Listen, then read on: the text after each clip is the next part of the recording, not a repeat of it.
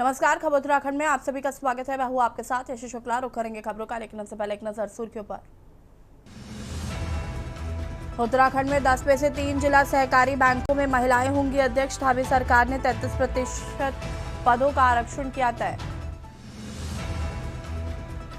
राहुल गांधी के दौरे से उत्तराखंड में कांग्रेस का होगा मिशन 2027 का चुनावी शंखनाद। भाजपा पहले ही भर चुकी है अहंकार। उत्तराखंड अस्पतालों में बनेंगे विशेष हीट स्ट्रोक कक्ष। भीषण गर्मी को लेकर स्वास्थ्य विभाग ने जारी की एडवाइजरी।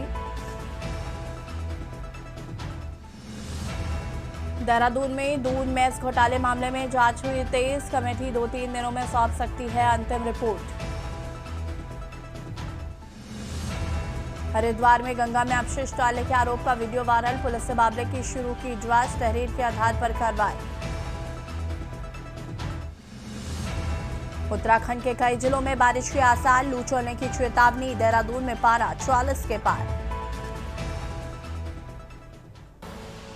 आप देख रहे हैं के न्यूज़, खबरों का सारथी।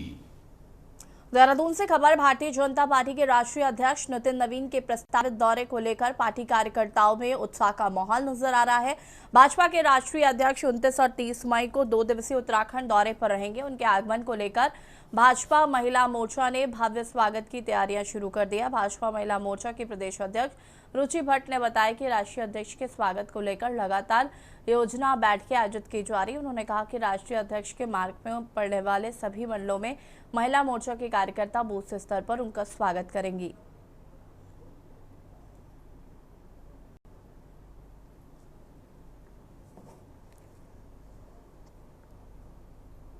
जी, उनके स्वागत में हम लोग पहले तो पूरा हम लोगों की योजना बैठक चली रही इस संदर्भ में भी।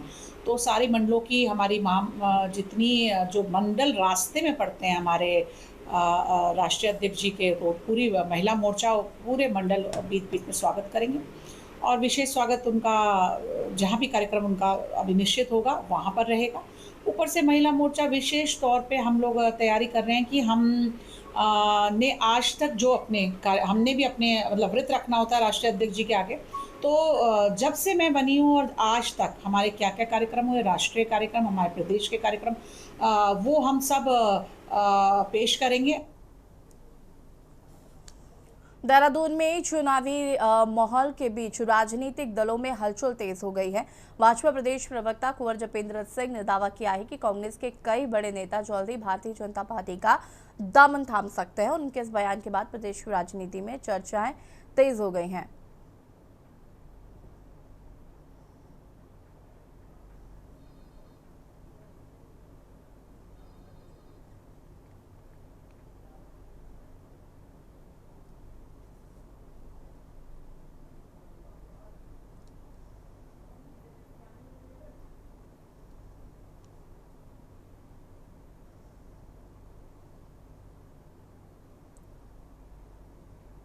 अभी एक दिन पहले पूर्व मुख्यमंत्री कांग्रेस के, जिन्हें उत्तराखंड के अंदर राष्ट्रपति शासन लगवाने का भी क्रेडिट जाता है, हरीश रावत जी एक लाइव में बैठे हुए थे। और उस लाइव में वो ये कहते हुए सुनेंगे कि कांग्रेस के अंदर नेतृत्व करने वालों की कमी नहीं है। हमारे पास फलाना व्यक्ति मुख्यमंत्री के लायक है, फलाना व्यक्ति मुख्यमंत्री के लायक है, फलाना नेता मुख्यमंत्री के लायक है। और उन्होंने जो 10 नेताओं के नाम गिनवा दिए, उन 10 के 10 नेताओं को ये जता दिया कि तुम सब आने वाले मुख्यमंत्री के लायक हो। तो वो जो जूतम पेजार कांग्रेस में अब शुरू हुई, हमें सुन के हंसी आ रही थी।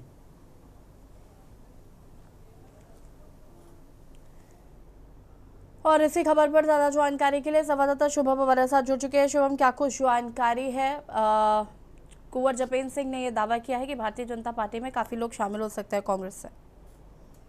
जी, उत्तराखंड में आगामी 2027 में विधानसभा चुनाव होने जा रहे हैं, जिसको लेकर के जो है दल बदल की राजनीति भी जो है देखने के लिए मिल रही है। और इसी के बीच में जो है तमाम पार्टी पक्ष विपक्ष के बीच में आपसी बयानबाजियों का भी दौर दिखाई नजर पड़ रहा है। और इसी को लेकर के जो है कुंवर जपेंद्र सिंह भाजपा के जो प्रदेश प्रवक्ता है, उन्होंने भी ये दावा किया है कि कांग्रेस के कई बड़े नेता जो है भाजपा में शामिल हो सकते हैं, क्योंकि अभी बीच में इस प्रकार से हालिया में जो है पूर्व मुख्यमंत्री और कांग्रेस के वरिष्ठ नेता हरीश रावत की जो है तमाम विषयों को लेकर के कांग्रेस में एक हलचल उत्पन्न हुई थी, तो उसके बाद से कहा जा सकता है कि तमाम जो कई नेता जो कांग्रेस के हैं वो भाजपा में जो है शामिल हो सकते हैं, क्योंकि भाजपा इसे एक आपसी गुटबाजी के रूप में कांग्रेस के भीतर देख रही है। और इसी को लेकर के हमने बीते दिनों भी देखा कि कांग्रेस की जो प्रदेश प्रभारी है कुमारी शैलजा, वो भी जो है प्रदेश दौरे पर आई और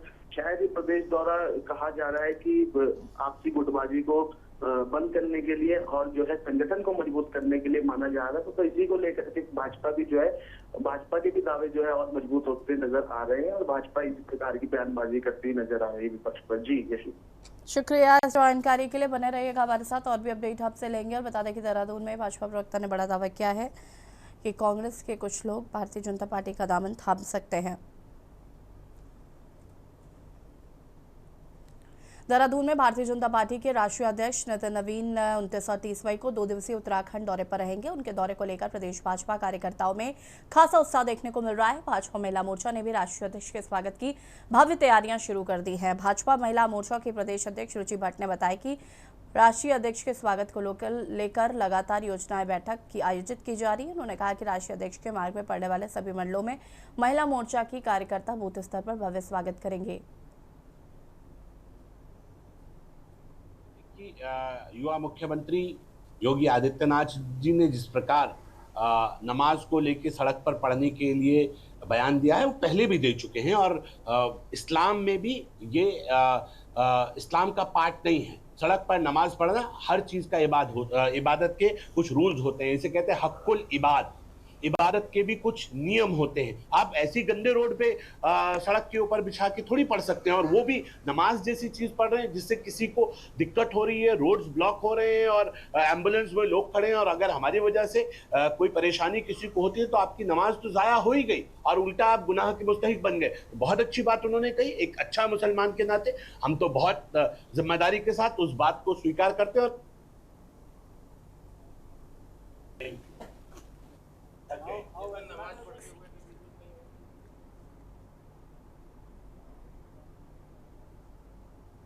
और इसी खबर पर हमारे साथ शुभम लगातार जुड़े हुए। शुभम, क्या कुछ जानकारी है? बीजेपी के राष्ट्रीय अध्यक्ष नितिन नवीन का उत्तराखंड दौरा है, इस दौरे को लेकर क्या कुछ जानकारी? जी, भारतीय जनता पार्टी के राष्ट्रीय अध्यक्ष नितिन नवीन 29 और 30 मई को उत्तराखंड दौरे पर आ रहे हैं।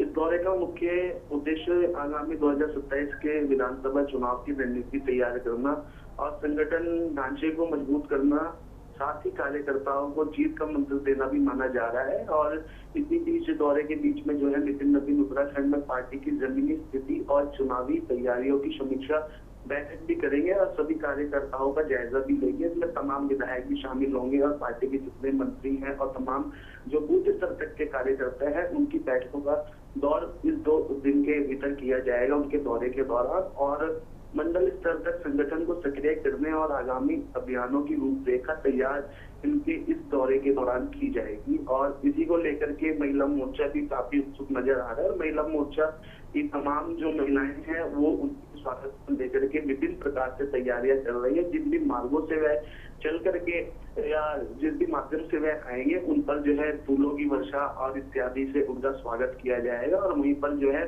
महिला मोर्चा की अध्यक्ष जो रुचि भट्ट है, अगर उनकी बात कहें तो उन्होंने भी अपने जो महिला मोर्चा के अनुभव है उनका डाटा तैयार किया है, जिसको वो राष्ट्रीय अध्यक्ष के सामने रखेंगे और अपने 4 महीने और 6 माह की कार्य योजना को जो है उनके सामने प्रस्तुत करेंगे। रुचि भट्ट का मानना है कि राष्ट्रीय अध्यक्ष जो संगठन को मजबूत करने के लिए और भविष्य की रणनीति बनाने के लिए जो है भाजपा के लिए प्रदेश में आ रहे हैं, तो उनके आगे इस प्रकार से सारी की सारी चर्चा रख करके संगठन के विस्तार पर चर्चा की जाएगी। जी शुक्रिया आपका जानकारी साझा करने के लिए। और बता दें देहरादून में महिला मोर्चा ने शुरू की भव्य तैयारियां, बूथ स्तर पर होगा राष्ट्रीय अध्यक्ष का स्वागत।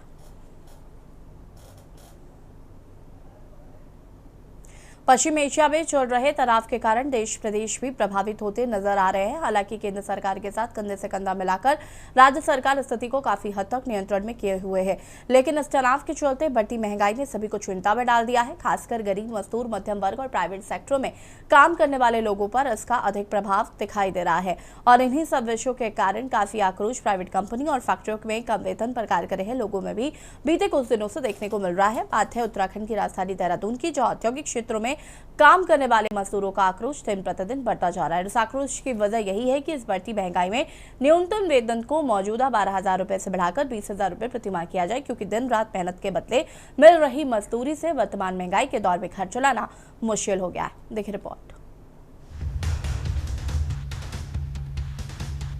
देवभूमि में बढ़ती महंगाई से गरीब और मध्यम वर्गीय परिवारों की रसोई का बजट बिगड़ गया है। एक माह में एक परिवार के महीने के राशन की कीमत 600 से 1,000 रुपए तक बढ़ चुकी है, जिसका असर चारधाम यात्रा सहित अन्य पर्यटक स्थलों पर भी देखने को मिल रहा है। वहीं उत्तराखंड के पूर्व मुख्यमंत्री और कांग्रेस नेता हरीश रावत ने हाल ही में महंगाई, विशेष रूप से पेट्रोल डीजल के दाम बढ़ने और बिजली पानी की दरों में लगातार बढ़ोतरी के विरोध में देहरादून में मौन व्रत रखा। उन्होंने सरकार की आर्थिक नीतियों को आम जनता की कमर तोड़ने वाला करार दिया। साथ ही अन्य विपक्षी दलों ने भी बढ़ती महंगाई के लिए भाजपा को जिम्मेदार ठहराया और हरीश रावत का समर्थन किया। हरीश रावत के मौन पर भाजपा ने पलटवार किया और भाजपा का मानना है कि महंगाई को लेकर रावत ने ये नहीं देखा कि उनकी पेंशन में भी बढ़ोतरी हो रही है, उनके बच्चों के कारोबार में भी बढ़ोतरी हो रही है और अगर महंगाई का विरोध करना था तो उत्तराखंड के परिप्रेक्ष्य में जाते या हरीश रावत अपनी पार्टी के नेताओं को मनाने के लिए जाते। ये समझ से बाहर है, क्योंकि उनका हास्य मौन हर कोई जानता है। मेरा ये मौन उपवास उन संघर्षरत श्रमिकों को समर्पित है जो उत्तराखंड के अंदर विभिन्न उद्योगों में काम कर रहे हैं और काम करते हुए आज उनको इतना वेतन नहीं मिल रहा है जिससे अपनी आजीविका का पालन कर सके। ये महंगाई की मार से उनकी कमर बुरी तरीके से टूट चुकी है। आगे और महंगाई आसन्न उनके सर पर खड़ी दिखाई दे रही है। परिवार पालना तो अलग रहा, अपने आप को पालना उनके लिए कठिन हो रहा है। भगवान सरकार को सद्बुद्धि दो, एम्प्लॉयर से, उद्योगपतियों से बातचीत कर सरकार हमारे श्रमिक भाइयों का वेतन बढ़ाए। जिस प्रकार से लगातार पिछले 14 वर्षों से महंगाई दिन पर दिन बढ़ती जा रही है, उससे जो गरीब तबके के लोग हैं और यहाँ तक कि मध्यम वर्ग के लोग हैं जो टैक्स पेयर भी हैं, इन सब पर इनका बुरा असर पड़ रहा है।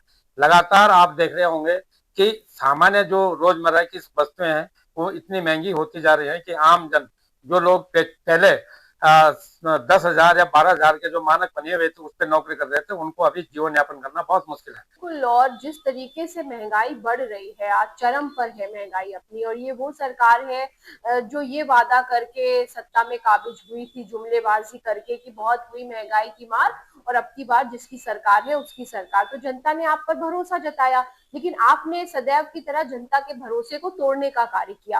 देखिए, डीजल और पेट्रोल की कीमतें आप 2 रुपए, 1 रुपए, 3 रुपए करके हर दिन बढ़ा रहे हैं। जब माननीय हरीश रावत जी मौन पर जाते हैं महंगाई को लेकर के, तो वो ये नहीं देखते कि उनकी पेंशन में भी बढ़ोतरी हो रही है, उनके बच्चों के कारोबार में भी बढ़ोतरी हो रही है।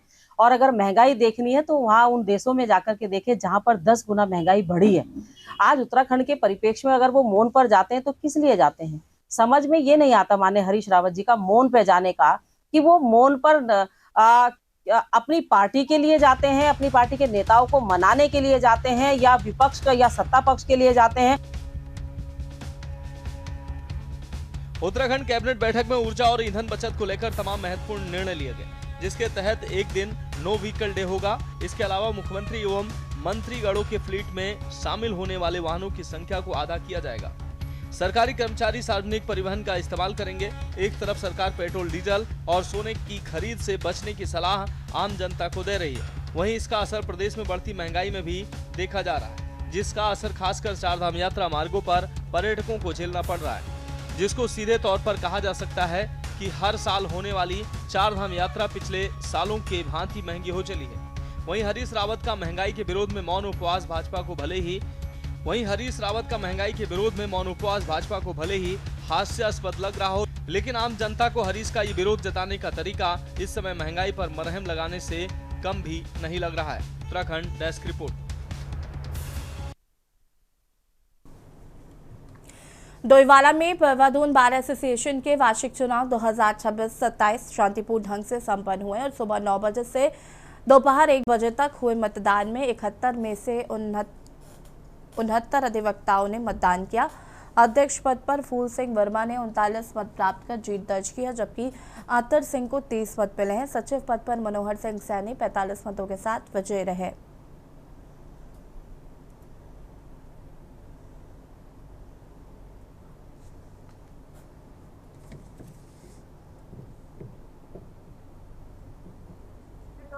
परवादून बार एसोसिएशन के अंदर ये खूबसूरती है कि डेमोक्रेटिक तरीके से यहाँ पे चुनाव होता है। कोई मनमानी तानाशाही नहीं चलती कि बार बार बिना चुनाव के हम पदाधिकारी घोषित कर दें। हम सबको एक कंपटीशन करने के लिए आमंत्रित करते हैं कि आइए और संस्था के अंदर लोकतांत्रिक तरीके से चुन के आप सामने आए और काम करें। मैं सभी अधिवक्ताओं का जिन्होंने इस मतदान प्रक्रिया में हिस्सा लिया है, बहुत हाथ जोड़ के बहुत उनका तहे दिल से शुक्रिया अदा करता हूँ। बार के सभी लोगों का हमें सहयोग है और हर तरह से जो है तन मन धन के साथ जो है मैं बार को समर्पित हूँ। जो भी काम होगा हम बार के करते हैं और सभी लोगों का बहुत बहुत लगातार 13वीं जीत है आपकी। ये सब मेरी जीत क्या है, तो बाहर के जितने भी लोग हैं सभी की जीत। मैं कार्यकारिणी 5+ सदस्य के लिए उठा था, जिसमें मुझे 42 वोट प्राप्त हुए हैं और मैं अपने सभी साथी अधिवक्ताओं का दिल से शुक्रिया अदा करता हूं जिन्होंने मुझे इतने भारी मतों से विजयी बनाया है।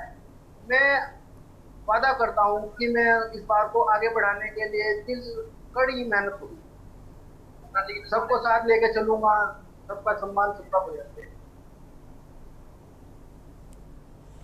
नैनीताल जिला सत्र न्यायालय ने 8 सितंबर 2019 में पहाड़पानी के धारी तहसील में युवक की चाकू से गोदकर हत्या के मामले में सुनवाई करते हुए अभियुक्त ललित मोहन को धारा 302 भारतीय दंड संहिता धारा 160 के अपराध में दोषी सिद्ध करते हुए आजीवन कारावास की सजा सुनाई है।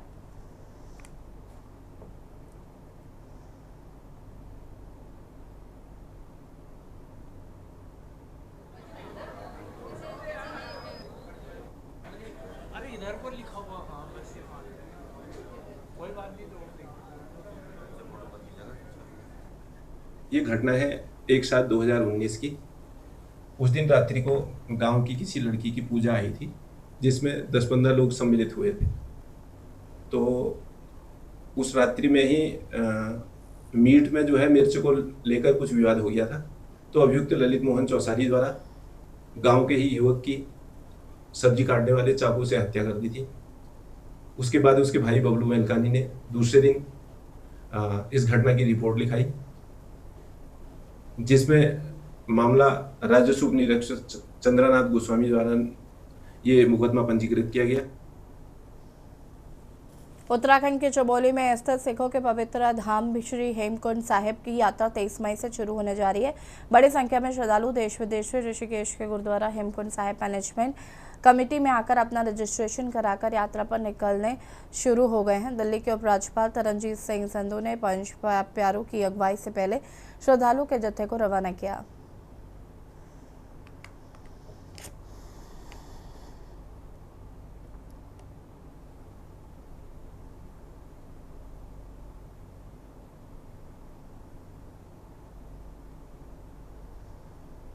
साहब की जो यात्रा 2026 की आरंभ हो रही है, उसके पहले यात्रियों को यहाँ रवाना करने का अवसर मिला।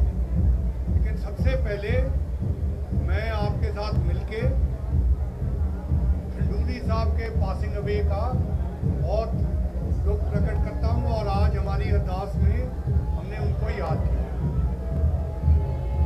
दूसरा, आपने देखा कि यात्रियों में इतनी एक्साइटमेंट थी दुनिया भर से, और मेरे दिल्ली से भी यहाँ यात्री आए हुए हैं। खबर मंगलौर से है, जहां पर ऑनलाइन दवाइयों की बिक्री के विरोध में मेडिकल स्टोर संचालक हड़ताल पर रहे। एक दिन की सांकेतिक हड़ताल पर रहकर उन्होंने दवाइयों की ऑनलाइन बिक्री बंद कराने की मांग उठाई। मेडिकल केमिस्ट एसोसिएशन के अध्यक्ष नवीन गोयल ने बताया कि आवश्यक दवाइयों पर सीमित मुनाफा व्यवस्था लागू है, जबकि कॉरपोरेट कंपनियां 20 से 15% तक की छूट देकर बाजार में असमानता खड़ी करती हैं।